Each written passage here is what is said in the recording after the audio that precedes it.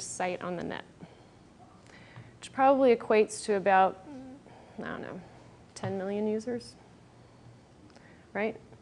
No authored content, but he's linking to you guys, right? So it's what, now you have somebody who has aggregated a community around them, about him, getting which news he thinks is the best to read off of those sites. And his sites change all the time. He's just, you know, these aren't biz dev relationships. He's making these personal decisions. Huffington Post on the op-ed side, right? Again, not filed yet, right? And, well, actually, this one is filed. Look at that, 663 comments. I mean, if you want to talk about community and who's, like, got some action, this isn't like most commented story 25, you know?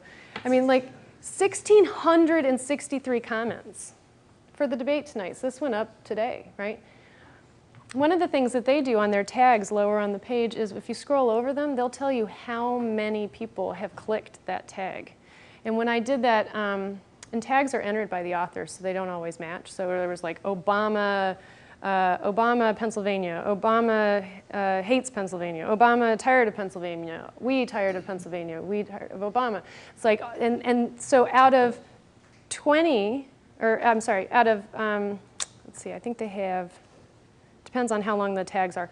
So out of about 10, probably 7 of them had Obama in the title. And when I scrolled over them, they were all 20,000 or more each, right? People clicking that story and that tag. And that's a community, right, communicating with each other. It was like what the interest of the community is. And they're, okay, publish 10 more stories about what's going on because the community cares, right?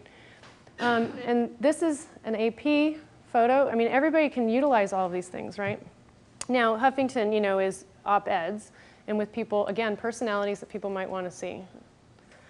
Daily Costs is another one that is, you know, highly trafficked through social networks, right? So this is a perfect example of right from any story, anywhere, you know, you can post that thing immediately to any network you want.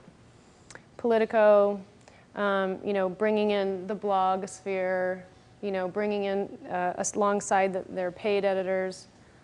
Wall Street Journal, obviously she was looking at the Clintons and Obama stuff today. She's actually listening to the debate right now, I think. And then, let's see, so CNN, some of the things that they're doing with iReports on CNN. So if you go into the iReport section, you'll see a very lively combination of users and editorial. BBC is doing this as well. They're working very hard to not, what we used to use as sources, right? So if you had Christy Yamanpour out somewhere, you know, she would be the authority and she would be relying on her sources everywhere to give her the information. Well, now these people can all have a blog. So a source is now, you know, a writer. So how do you access that real person's story, but have the quality perspective that you guys are going to bring? Because just because one person puts it out, that's a very emotional story being told if they're on the ground. But that's not giving me the clear picture of what's happening in a very conflicted area. Now it's beholden to me to go figure out who's given the other side, right, as a user, where that's the value that you guys, you know, have sincerely to provide here. It's in all the sections. And then, you know, down below, in any areas that you're featuring. And so here's the bookmarks, right? It's one click to post you somewhere for most of these people because they're logged in continuously. This is like every person who reads you, a good percentage of them can post you to these venues. A lot of these now actually will put the counts actually there too, so you'll know if it's already live and what's going on. You know, this is an example of your source becoming part of your story. Traditionals, you know, how are they, you know, handling this as well? Everything that's happening in their piece with Your Opinion Matters, get involved, you know, different pieces of content from the users. SF Gate, this one's one of my favorites, the Poop Report. I just like it because of the title. But this is a group blog, right? These people are paid This isn't like your everyday person. These are part of their staff who have children who are aggregating personal information about, kids. And it's called the poop report. And they don't have to file every day. There's about 5 or 6 of the writers, and they all do it together. But this is what's happening with a lot of local papers, is that you're trying to balance the act of where your editorial is, where your personal voices are your personal voices paid, are they UGC only, and so this is kind of the middle ground that we're seeing. We call them like blog forums, right? So they're groups of people hosting a blog. And this is an example of one that's, SF Gate I think has, is there links on there? They've got, I don't know, I'd guess probably about 10 blogs that are group blogs of interest across, their general areas of the newspaper. Well, nobody's waiting. They're doing it themselves. So Global Voices is doing it, so now that these organizations who didn't want to manage all of these individuals in remote places, now they can get it from a feed. Now they can aggregate it. Now they can just put the widget on it and say, oh, it's Global Voices. Something, happens, they've got access, right? So this is anybody who's there in a hotspot or any breaking information can file here. And you can, your organizations can choose to pick it up, and you can choose to pick it up too, because this is kind of like the user's Reuters, right? So these are, the same thing that we had through AP and Reuters of having, so many, what's the word? What do we call them? Well, stringers, but we also had our, locations where we'd have 3 or 4 stringers and called a. Thank you. And so now we have it pretty much dispersed everywhere. What does the site like Global Voices do if somebody just posts something that's a hoax? So if you hire a stringer or something, you ask for their clips, you see their body of work, you generally know that they are somebody that's reputable. If you're dealing with somebody you've never dealt with around the world, just decides, there's a plane crash near me, and and everybody eats it up, and then there's not. So what do they? Well, what's interesting, we were talking about this when we pulled this up. And I was like, well, Wolf Blitzer got blown out of the water too, and he got led into place with fake photos. Anybody can, intentionally or unintentionally, right? And I think that the important thing is that you're going to find people you trust as much as you're going to find users will find voices they trust. But now the access is so, the beauty of the net is that we can aggregate even the most dispersed pieces, right? There could be nothing more dispersed than citizen journalism. You're aware, right, when something happens. I mean, how fast did the world know about Tibet, and what was happening with the monks, when they could have shut that down years ago and not had as much access, right? And these are things that, that Global Voices will assist other editorial organizations with doing. So you're not actually taking full responsibility in some cases. So some of it is the ongoing wars within editorial is that, well, my brand's on it. My, brand of authority and quality is going to now just let anybody, say that, to your point, that something bad has happened somewhere. I think that most organizations will either, if you're going to put that straight up and feature it, you'll have made a few phone calls, right? But you now have the ability to do it that fast, and it's already in. Second, if you want to publish it without having the phone calls and then make the migration move, you can do that now via widgets, and it's brought to you by Global Voices, right? So now it's partnership, and you have a bit of a separation between your news editor, your organization, your news director, and what's happening through Global Voices. And that's sometimes all it took, right, for a news director to say, because they want it.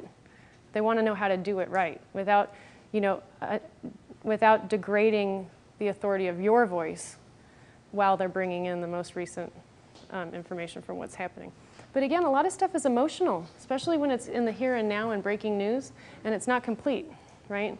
So we often talk about how do we elevate your content with that role, with that quality, that authority, with that completeness, and still keep it up there where we don't think we've read it 5 times over already, right? Because that's the problem with the net, is that, you know, you could have been on your social sites, you could have been on your blog, and it's like, Jesus, I don't want to hear any more about that. I've already read it, which is something that we didn't contend with while we were being complete in the past.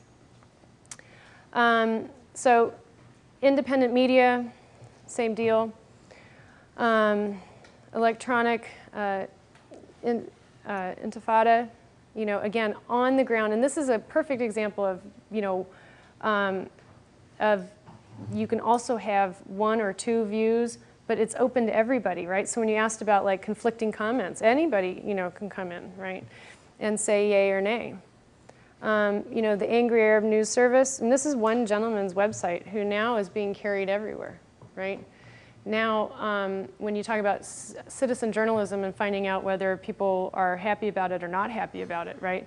So it was like he showed that he had uptake, and then people wanted a piece of it. So some of it is proving it, some of it's already out there, some is the fact that you need to aggregate it, and some of it is that you need to push it a little bit off of yourself. But you still want it. So now, if I've kind of gotten you onto some topics, or if there's things that are in your organization that are really close to home and that you'd like to know about, you can ask me almost anything, I guess. But you know, spur some ideas. You know, how do you syndicate? You know, how do you get link love? How should you be popular to succeed? How do you add value? How do you work with users? What's a social network? You've said it 12 times. You know, harnessing the power of users to help you get more distribution. Some citizen journalism stuff, or how to get more traffic. Because at the end of the day, we're all measured. You know, we all know a lot more, so now it's either used to our benefit or waved in front of us. So. We've been hearing a lot about widgets. Widgets. What is it?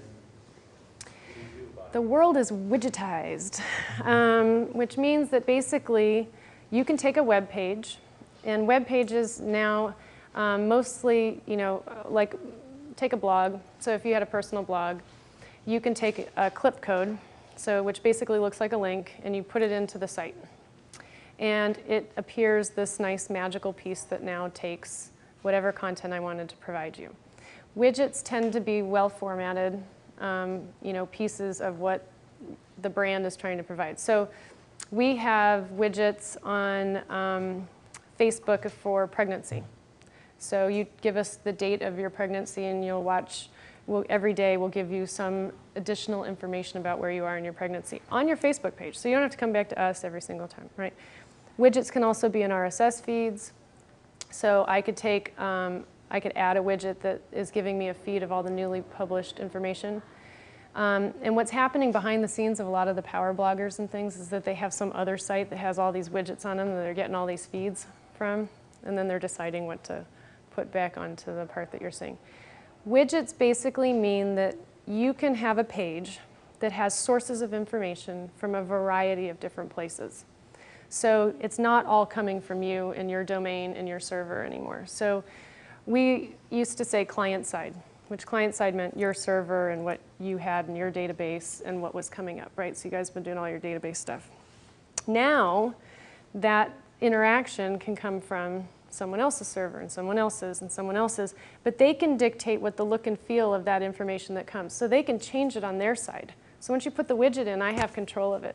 So if that pregnancy widget, if I have key updated information, I can always control it from my side of the world. And you're putting it on your page in distribution. Because that code, that URL stays there, so whatever information I change behind it just suddenly appears on your site.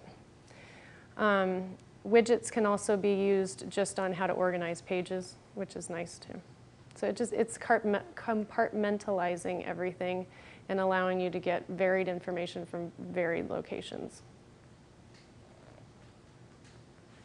What do you think about the new business model that Gawker Media is using by paying their bloggers based on the amount of hits that they get on their posts? Seems like it can be a little bit of a troubling development for journalists if they were actually to be Well, it would be troubling for those that get no traffic. Right. Yeah, which should be troubling anyways. But I think there's, the blogger community is up in arms about it in the same way that the social community was up in arms when Calcanis said that he was going to pay the top diggers to leave Netscape, right, in 2006 or something. And because why do people do all of this? Why do they spend all day long, doing this bit? I think what they're trying to do is basically say, they're trying to have their journalism do their marketing, or the journalists do their marketing, right? So you post a story, now you go work your ass off and get traffic to it.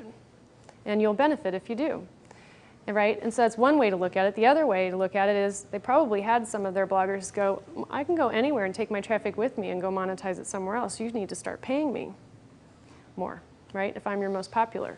So you had probably both voices happening.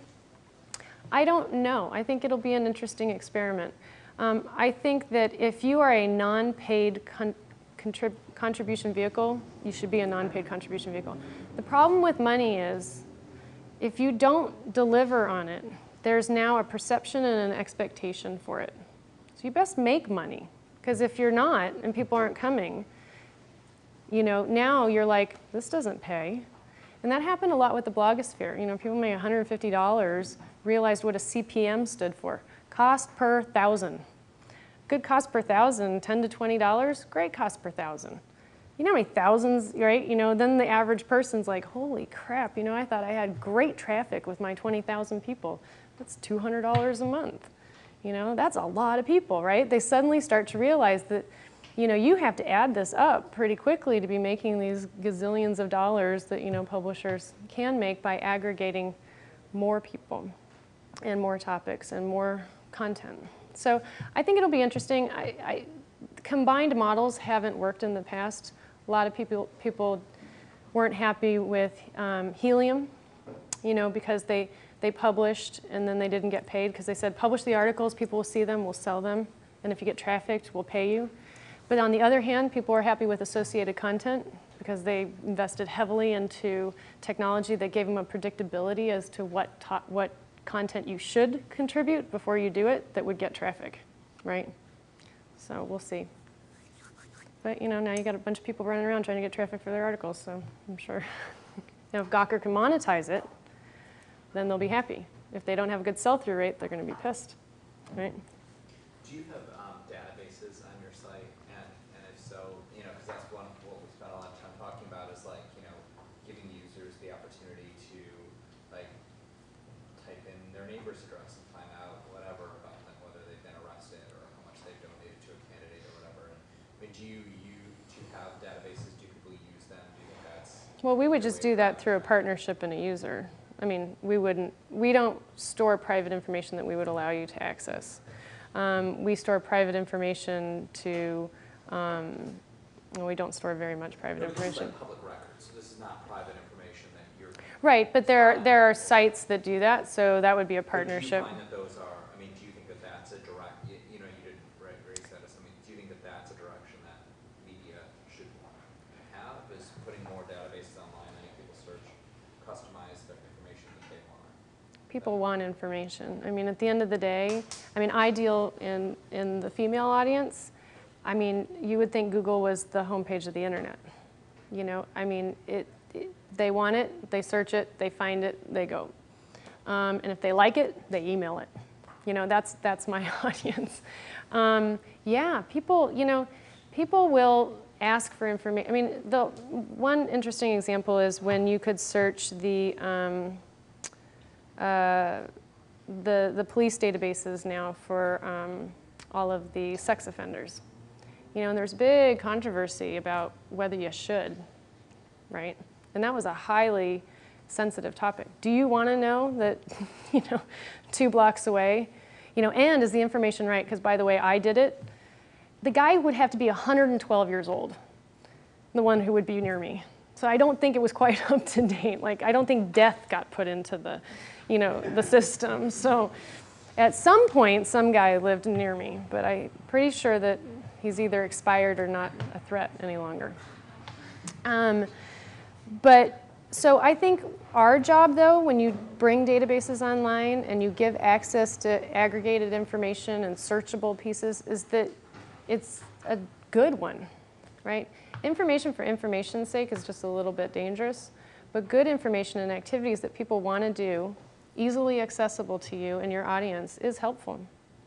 Yeah, I mean, you know, everything from, you know, at the beginning of the presidential race, we did one where, you know, you could put in all of your preferences blindly and it told you which candidates matched you, because you never really get their platform. I mean, you guys do because you architect it and you write it all down, but the average user's sitting there going, I don't know, you know, where was he on that? And, you know, is that guy going to make it and last? And, you know, and so it's like, how much time do you invest in it in the very, very beginning? And people were hungry for that information straight up. And they were always surprised by it, too. So it's whether it's paid, I think, is the real question at the end, which is, you know, will you buy that report, right?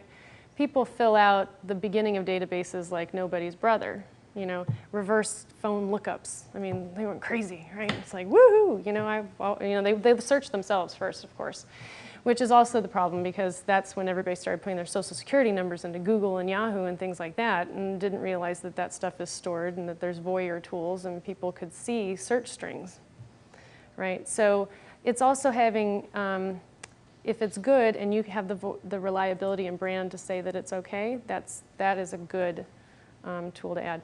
You had one question. I just wanted to ask you to talk about a little bit more about your own business model, like where you're going next. And, you know, I know you've got the first sort of site up and several others, but just tell us a little bit more about where you're going.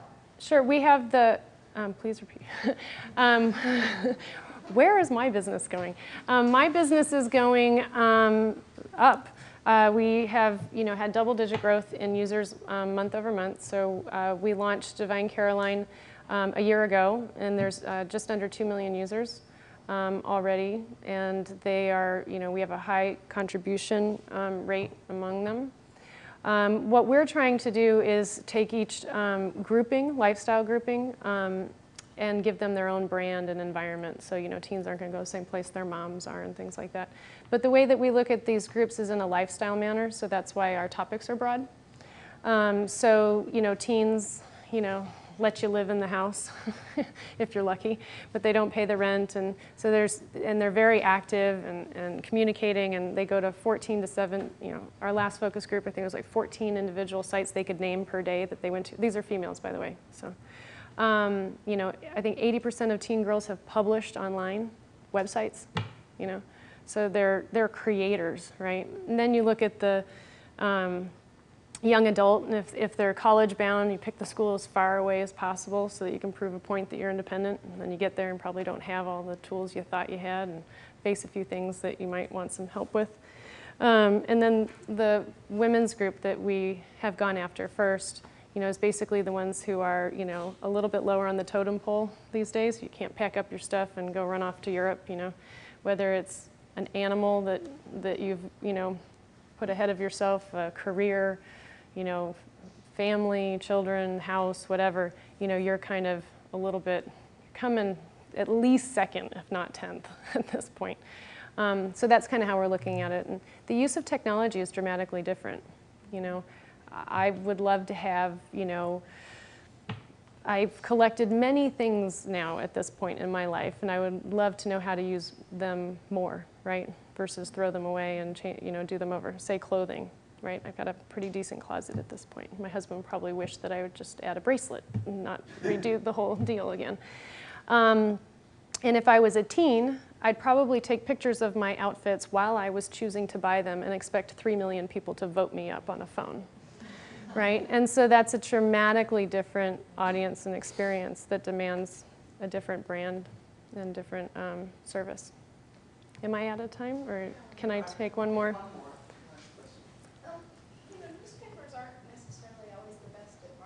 Themselves and telling people what's there. Can you talk a little bit about kind of inflow and getting maybe noticed? Because I don't think it's necessarily that we're not doing some of these things. It's just that no one really can put stuff on the web and kind of. It's true. So the question was, you know, how do you better market your content for newspapers that it's not necessarily built in always. Well, I think it's interesting. It's whether, you know, online, it's much easier, right, to immediately market or utilize users as your marketing force. Offline print, right, when you're featured or you're going to be the Sunday feature and you're coming up, they'll utilize their own distribution to market you, right? But you put it online and it's on.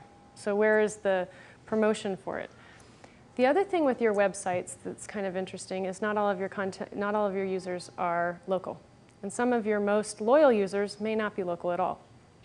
And this is one of the reasons why a lot of the large newspaper, Tribune, et cetera, have aggregated their advertising. Because what we've discovered is, you know, I buy newspaper because it's local, perceived. But what happens when people move away, they tend to read their local paper online. You know, we're all too green to ever have it mailed to us at this point when we can read it online.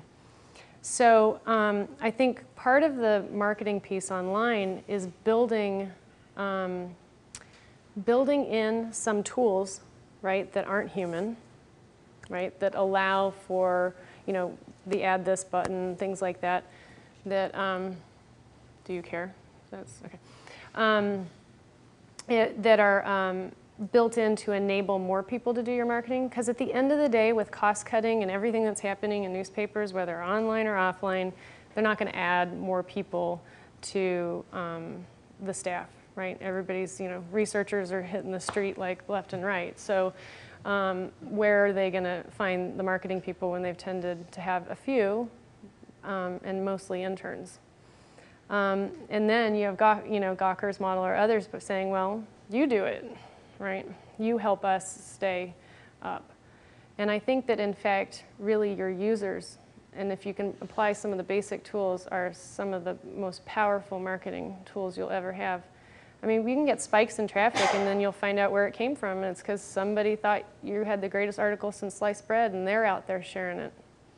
You know, so enabling, basically, as I like to say, put some enabling tools out and then get out of the way. You know, half the time we interfere with the process. Don't make it hard to email a story. You know, don't put so much crap in it that the spam filters are going to get it. You don't have to send a photo with it. You know, that's going to drop your rate right there. You know, have somebody put their email address in, it'll up your rate right there. You know, some of the things that we do kind of cut us off at the knees, right, while we're trying to be so grand, when really we just want to get it moved and we want people to come in. So I think to kind of roundabout get there is really that there are some basic tools that are free and available on the net that can be integrated into any system. And then really your user base. I swear, you guys, if you comment back into your articles and you get these people engaged with you, they're really loyal. And the ones that hate you are some of the most loyal people too, and they move your articles. I mean, there are people out there who flame on purpose because their articles will get moved. You know, it's not my strategy, but it seriously is an effective one for the ones that are willing to take that on. So.